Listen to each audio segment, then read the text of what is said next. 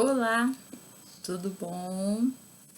Hoje vou continuar falando sobre família, mas vou especificar algo muito importante que tem tudo a ver com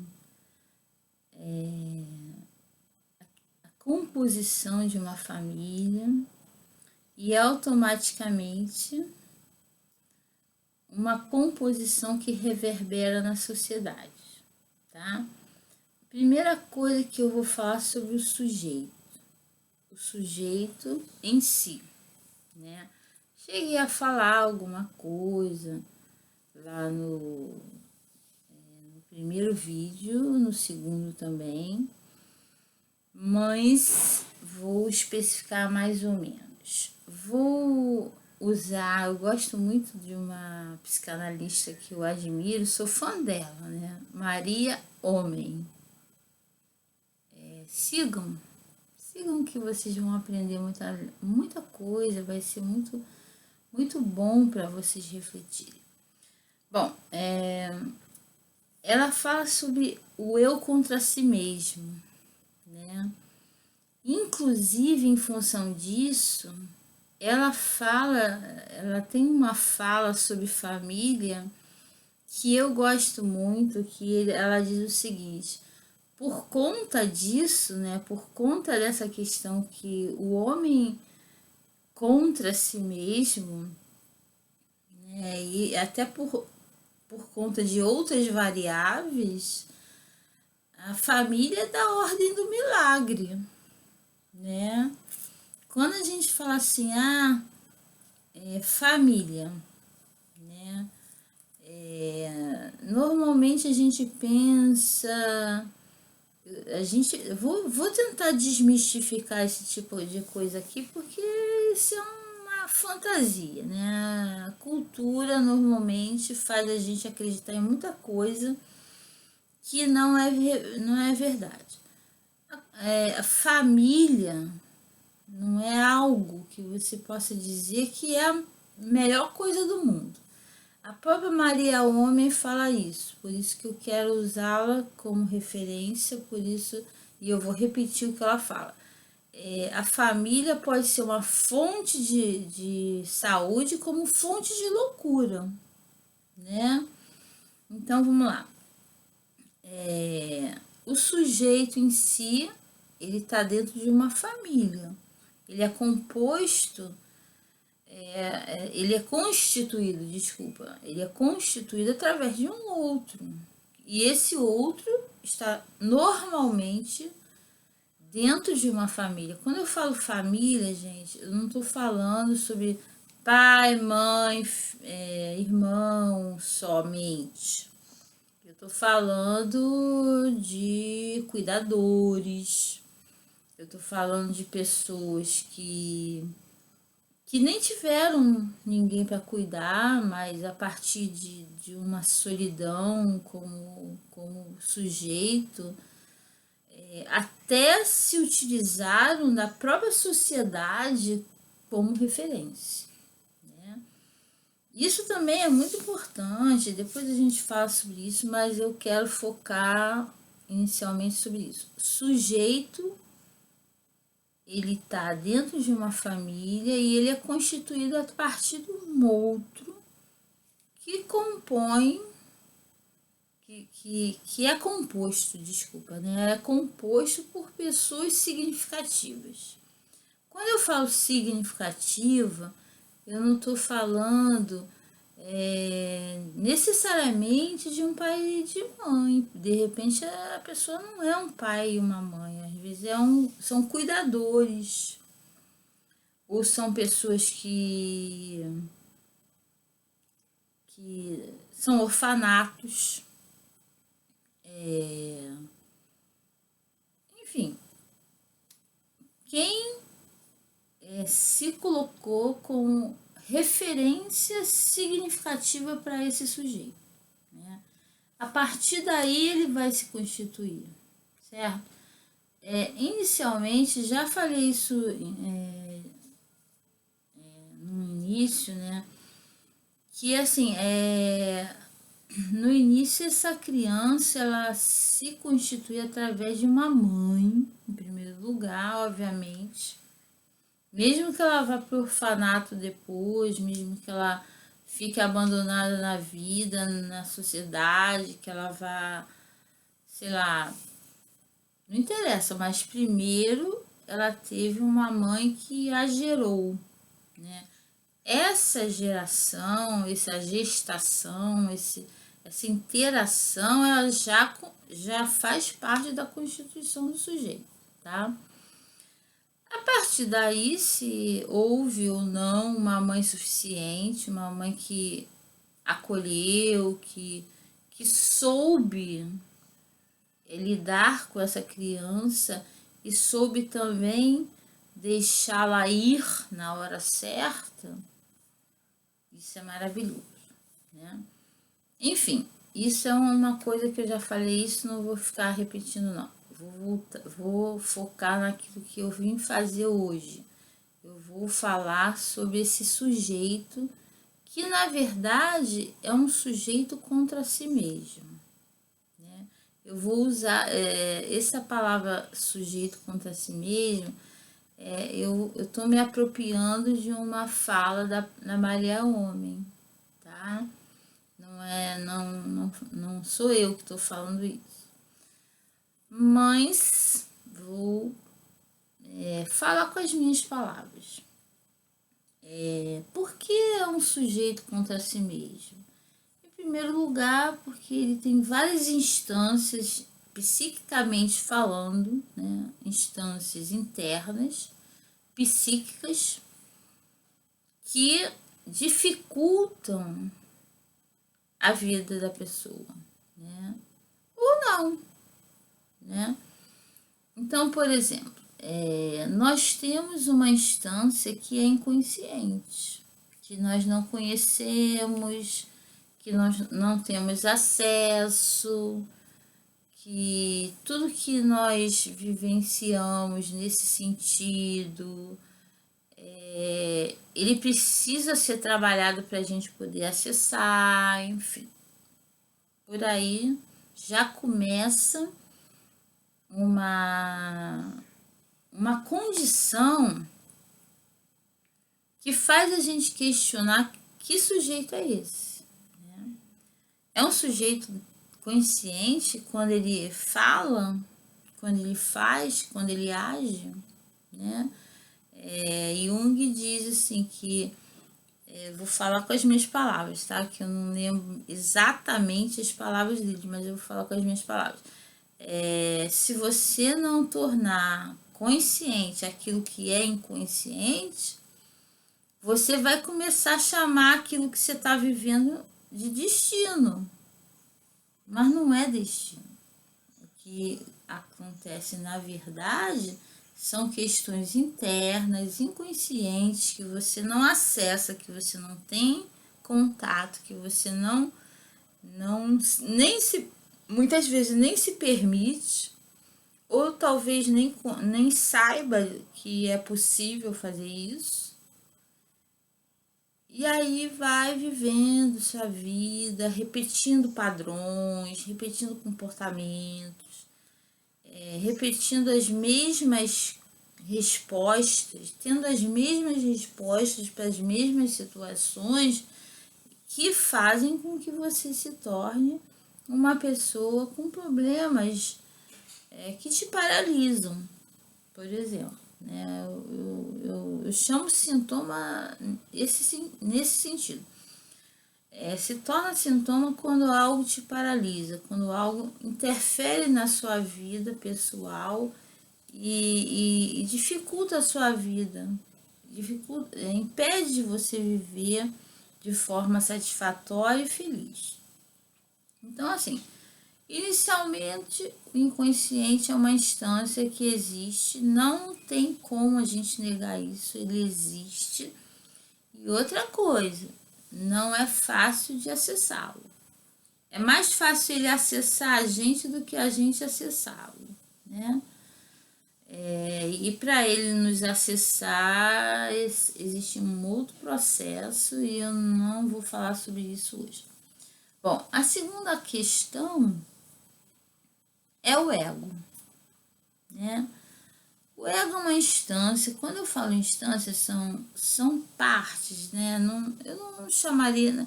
A gente usa instância porque nós somos seres humanos e nós não temos partes, né? Nós não somos constituídos de partes, nós somos, principalmente quando se refere a psiquismo, né?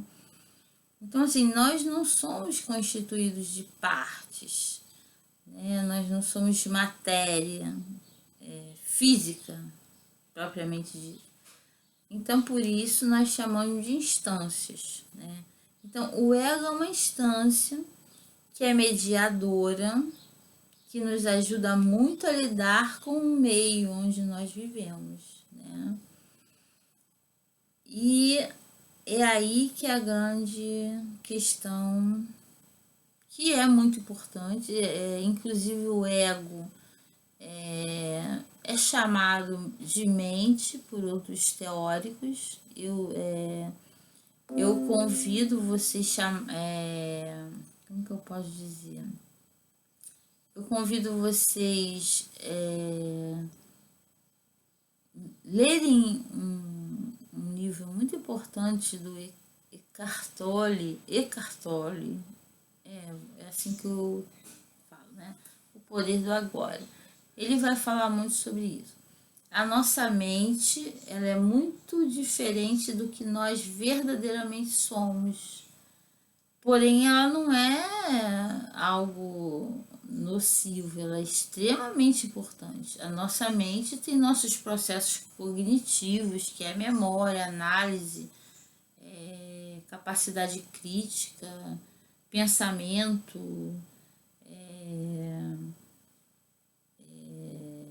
enfim, tem muitos processos cognitivos que são construídos e são que pertencem à mente. E quando a gente fala de mente, a gente fala de cérebro também, né? Então, por conta disso, nós podemos dizer o seguinte: é uma mente que existe, que está muito ligada ao ego. E esse ego é um mediador entre o meio e o inconsciente. E quando eu falo inconsciente, eu vou falar de uma outra instância que chama-se id, né? Que também é totalmente inconsciente, é regido por princípios de prazer imediato, é regido por uma demanda muito imediata e muito sem nenhuma lei, né? Então precisa ter um mediador, né? Vou dar um exemplo do id, né? Existe o instinto de vida e o instinto de morte, né? O instinto de a pulsão, desculpa, a pulsão de vida e a pulsão de morte. Se a gente for regido só pelo id, nós não vamos ter possibilidade de viver. Porque a pulsão de morte pode sobrepor nossa vida. Então a gente tem que ter um mediador, né? Existem outras questões do id que são prazeres, são necessidades, são fantasias, são desejos, são coisas que a gente adquire ao longo da vida que precisa mesmo ser reprimido, socialmente principalmente, porque nós não podemos dar vazão a esse id, porque senão nós nos tornaríamos pessoas à margem da sociedade, né? Então, assim, o ego existe por esse motivo. Ele media todas essas questões internas de uma instância meio selvagem. Ela é selvagem, não tem problema nenhum nisso, gente. Nós somos isso. Quanto mais a gente aceitar isso, mais fácil vai ser a nossa vida. Nós somos assim. Isso foi assim que foi feito, assim que a gente é. É bom a gente aceitar e tudo bem.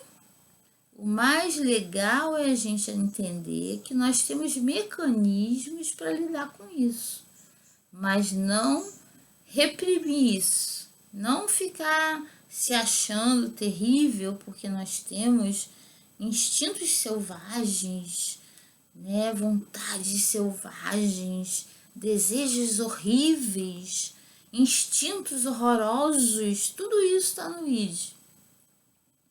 Tá em você, tá em mim, tá no vizinho, tá seus amigos, só que aí basta, se você acredita na ciência, é assim que funciona, é assim que a ciência diz, né? Então, assim, nós somos isso também, né? E é muito legal você aceitar isso. Quanto mais a gente aceita, mais fácil fica de viver, ok? Voltando, o ego, ele é um mediador.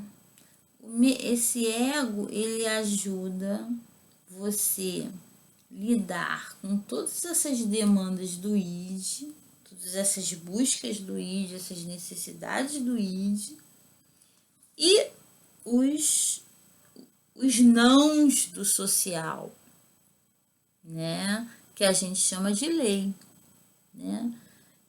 Quando a gente fala não do social, a gente inclui também o pai, a gente inclui a mãe, a gente inclui a escola, a gente inclui os amigos, a gente inclui os grupos.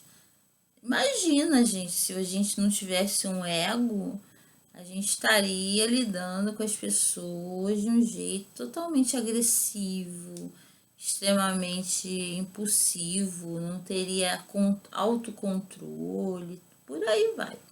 Então, o ego é extremamente importante na sua constituição, né? Porém, existem outras duas instâncias que eu acho que é um pouco mais.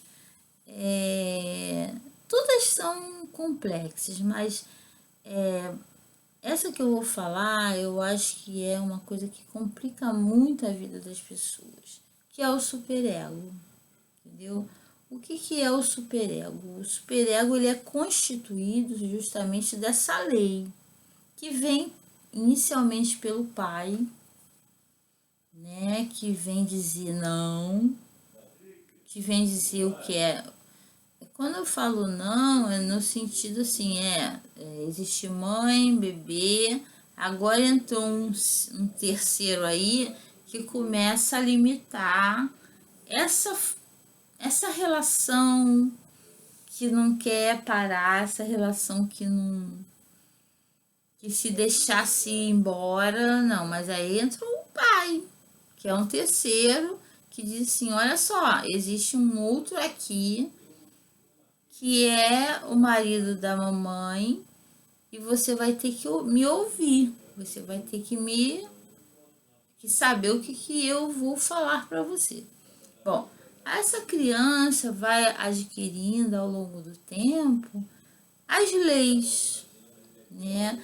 Muitas vezes pelo pai, às vezes não, às vezes a pessoa não tem pai, elas adquirem através da mãe mesmo, elas adquirem através do social, às vezes adquirem através de um tio ou de uma figura significativa, enfim. O que importa é entrar a lei, para que esse superego se constitua. Porque pessoas sem superego, elas não possuem limite, elas não possuem censura, elas não possuem a facilidade de lidar com essa mediação do ego. E aí fica muito complicado, né? Você vai lidar com uma pessoa que não sabe lidar com a raiva, com o instinto, com desejos selvagens, que não sabem lidar com compulsões de morte e tal, enfim. Enfim, essa instância do superego é extremamente importante. Agora, assim, o que acontece? Em geral, né, essas leis, elas são, dependendo da família. Por exemplo, eu vou falar aqui de uma família funcional, tá bom? Para ficar mais fácil de entender. A família funcional, ela vai trazer essa lei de uma forma tranquila. Ela vai falar assim, não, não pode, não é assim, pensa melhor, vamos negociar, vamos, né? Então, assim, esse superego vai se constituindo dessa forma. Então, assim, por aí a gente vê que esse sujeito, ele não pode se basear somente na sociedade, ele não pode se basear só naquilo que ele tem que se basear numa série de instâncias que estão dentro dele que precisam ser gerenciadas, entendeu? Então, quando a Maria Homem fala assim, o eu contra si mesmo, é mais ou menos isso, né? Eu tô falando com as minhas palavras, de uma forma bem simples, né? Quem quiser, procura esse vídeo que é muito legal, que tem a ver Maria Homem, o eu contra si mesmo, é muito bacana. Se eu lembrar, eu vou botar aqui embaixo, tá, gente? Eu não prometo não, eu vou tentar lembrar. Bom, enfim, quando eu penso que esse sujeito, ele não é uma coisa tão única assim, ele é tão complexo, ele tem que levar em conta questões internas que são muito fortes, questões externas dentro da mente dele que também são muito fortes, que dizem não para ele.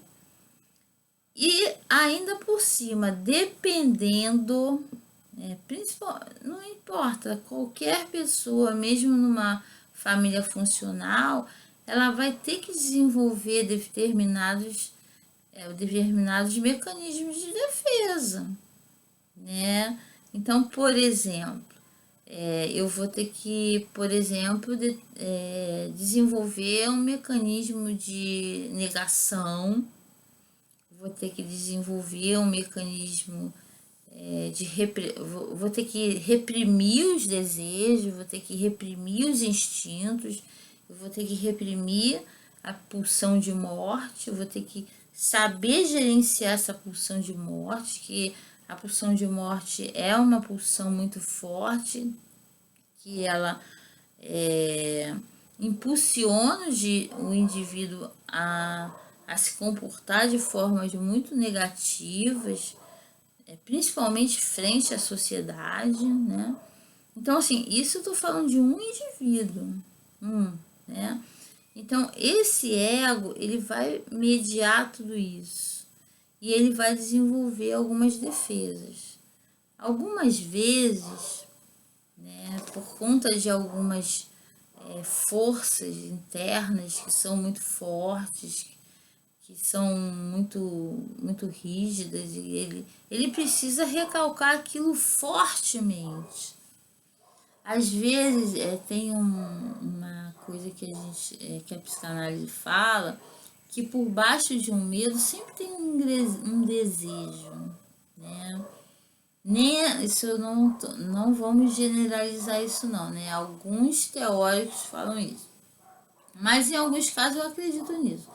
Quando você tem medo demais de alguma coisa, já é um mecanismo de defesa do ego dizendo, olha, tenha medo disso porque o desejo é forte, tá? Não é bom isso, obviamente que não é bom, mas é assim que o ego funciona às vezes, porque precisou desenvolver porque o desejo é muito grande, né? Então vamos lá, tudo isso, gente, se trabalha em terapia, se trabalha em autoconhecimento e tal. Tô trazendo para vocês entenderem a dinâmica mais ou menos do sujeito, né? Então, assim, eu não vou me deter muito nessa questão de defesas do ego, para não ficar muito chato. Pode ser que depois eu faça um vídeo sobre isso, que isso é muito importante. Mas eu gostaria de me deter basicamente nessa questão, né? O sujeito, com tantas instâncias, com tantas questões, tão complexo, né? Que pertence a uma família, né? Muitas vezes essa família é extremamente rigorosa, às vezes é uma família repressora, abusiva, controladora, extremamente ignorante, enfim, né? Você imagina, né? Isso eu tô falando de família, mas a partir do momento que eu tô falando de família, isso já começou com o pai e a mãe, né? Então, se esse sujeito já tem toda essa carga negativa de abuso emocional, de controle extremo, de repressão muito grande, de falta de liberdade, de falta de espaço para crescer. Imagina esse sujeito, né? Como ele vai ser, né? Então, quando a gente fala sobre família, por isso eu falei, não tem como a gente falar que a família é a célula da sociedade, né? Fica muito difícil, né? A gente tem que levar em conta uma série de outras variáveis, e eu estou só falando de algumas questões implícitas ao sujeito. Eu não falei ainda sobre as questões sociais e culturais, tá? Normalmente, quando eu falo assim, você nasceu numa família repressora, controladora, abusiva, isso é muito comum, gente. Vocês não têm noção do quanto isso é comum, né? As pessoas não aprenderam a respeitar o outro. As pessoas estão sempre vivendo, acreditando que elas têm poderes e podem controlar o outro. E podem dizer o que o outro deve ou não fazer. E isso já começa na infância. Quando isso já começa na infância, essa criança já cresce com um superego muito rígido, muito forte, muito duro. E vai sofrer demais, porque ele vai sentir muita culpa, vai sentir muita dor, vai sentir muita angústia, vai reprimir muitos desejos. E esses desejos muitas vezes são saudáveis e muitas vezes eles não deixam vir, né? E essa pessoa se torna uma pessoa muito infeliz, né? Então, assim, eu estou falando basicamente de uma coisa que tem a ver com a constituição do sujeito, que é muito resumida, mas é isso aí, tá? Quando eu falo de sujeito e família, eu não vou falar um pouco mais sobre a relação desse sujeito com a família, porque aí nesse caso fica um pouco claro, né? Que sujeito é esse que vai se relacionar numa sociedade onde ele não consegue lidar com seus próprios desejos, que ele é controlado pelo outro, né? Que ele não consegue reconhecer seu próprio eu, seu próprio desejo, que ele não é livre para lidar com seu próprio desejo. Que sujeito é esse que vai construir uma sociedade? Aí entra essa questão, né?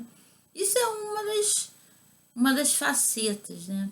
Por exemplo, um sujeito que foi extremamente reprimido, que não consegue aceitar, não consegue lidar com o seu próprio desejo, mas vive em função do desejo do pai, da mãe, ele vai projetar isso na sociedade.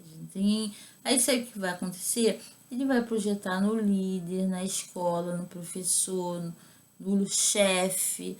Ele vai viver a vida toda, se ele não trabalhar isso, claro, né?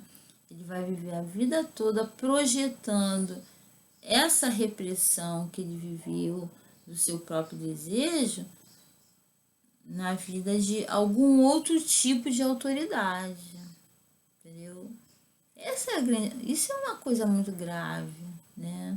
Quando você não consegue se dar conta do seu próprio desejo e você não consegue aceitar e entender e viver em função do desejo do outro, você vai projetar a vida toda isso se você não trabalhar, né? E tem muita gente assim, você não tem noção, gente. Eu tô falando como profissional que eu atendo e como profissional que estudo. Não tem noção do quanto isso é prejudicial na construção de uma sociedade, entendeu? Por quê? Porque se eu não estou preparada para dizer para você qual é o meu desejo, eu vou deixar que o outro diga isso para mim, né? Eu postei hoje no Facebook,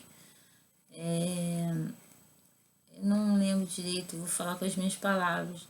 Quando você não se assume como sujeito, você passa a ser sujeitado, né? Então, assim, eu fico por aqui deixando essa fala da Lívia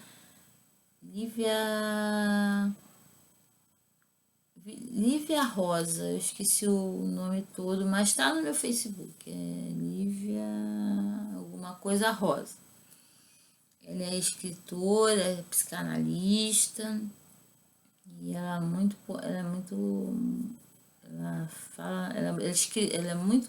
ela tem livros muito bons, eu também gosto muito dela. Lívia Garcia Rosa, lembrei agora, né?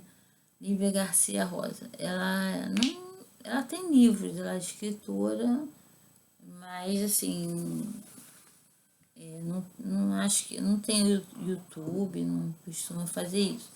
Mas ela tem algumas falas, eu tiro essas falas de algumas coisas que ela coloca, né? E eu acho muito importante, repetindo, né? Se você não se assume como sujeito, se você não se conscientiza como sujeito, né? Eu vou falar com as minhas palavras. Se você não se dá conta e não se assume como sujeito, com certeza você vai ser sujeitado, né? Então, imagina uma sociedade formada por pessoas sujeitas, por sujeitos sujeitados. Imagina isso, né? Então, assim, quando isso acontece, que eu acho que isso está acontecendo de uma forma muito grande, quando isso acontece, a gente tem um monte de gente querendo sujeitar a gente, né? A gente vai encontrar isso em tudo que é lugar quando a gente não se assume como sujeito. A gente encontra isso nas amizades, a gente encontra isso nos relacionamentos afetivos, a gente encontra isso no trabalho, a gente vai encontrar chefes, os gestores, que vão tentar nos assujeitar. A gente vai ter dificuldade de percepção política, entendeu? Ok, é mais ou menos isso, tá bom? Fico por aqui, 34 minutos, 35 minutos. Acho que deu para dar uma ideiazinha mais ou menos, tá? Um beijo no coração e obrigado pela atenção.